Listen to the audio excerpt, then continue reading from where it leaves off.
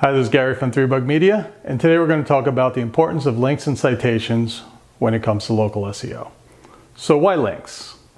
Well, in the early days of the search engines, when you had your AltaVistas and your Lycos, those search engines would use primarily keywords in order to determine how they're going to rank a given web page. So your title tags, keyword stuffing in the article, things like that.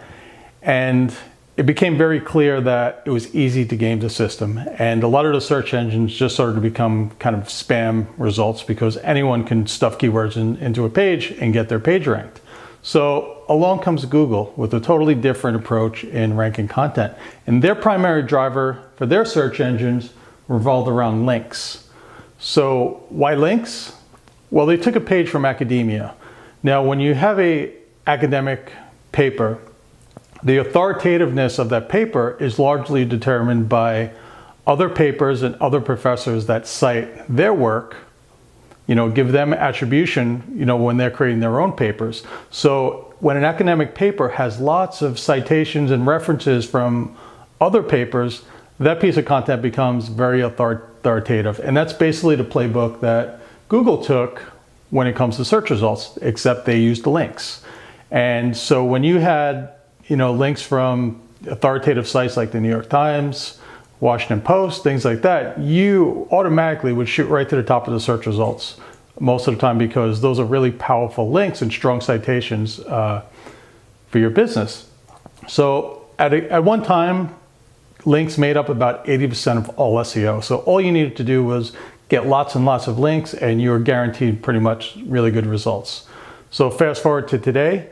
Now, links still makes up the single most important ranking factor when it comes to Google. They have hundreds of different factors they use, but links is still far and away the most important factor, but it's not as strong as a signal as it was, say, 5 or 6, 7 years ago, but it is really important still.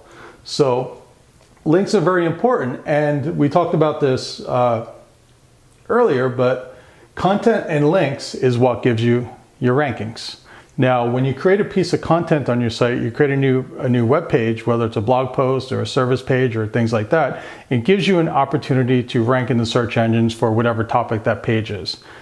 Now, this gives you the opportunity to content, but the links is what's going to push it up in the ranking. So you really need both of them, especially if you're in a competitive space on there.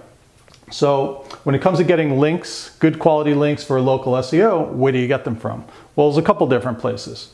You have your trusted, authoritative domains. So media papers, media websites like New York Times, the Toronto Star, things like that, Huffington Post, linking back to your website. Those are all really strong signals for the search engines to know that they're not going to link to anybody. So for them to link to you kind of gives you a lot of credibility.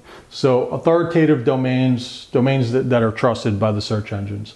Another one is relevant to your business. So it doesn't need to be a powerhouse domain when you're getting a link.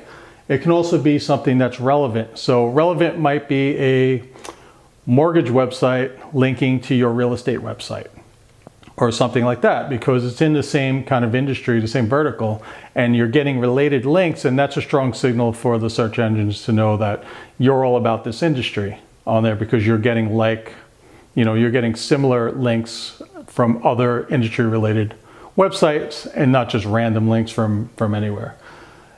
Also, links from your local area. So, it doesn't have to be authoritative, doesn't have to be relevant to your business, but it could be local to your area, especially when we're talking about local SEO.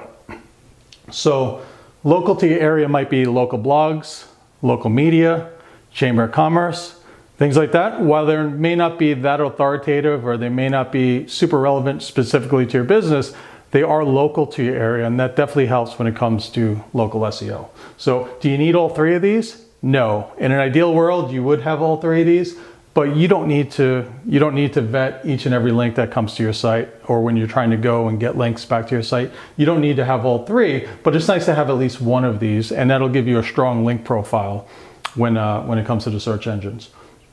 Secondly, we have citations.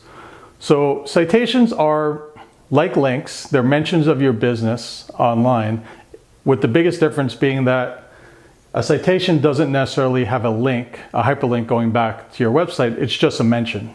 of your business. So there's two types of citations you can find. You can have structured citations and unstructured citations. So structured citations would be like the directory listings, the Chamber of Commerce, review sites like Yelp or Foursquare, things like that. Structured meaning you have your name, business name, address, phone number, things like that in a nice structured order. Think of like a Yellow Pages listing.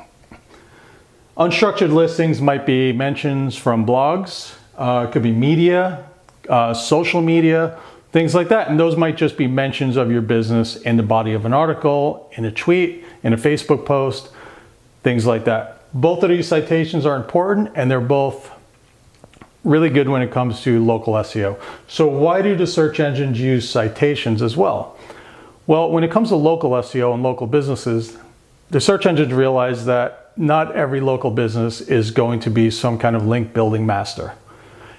And that shouldn't disqualify you from getting good visibility in the search results.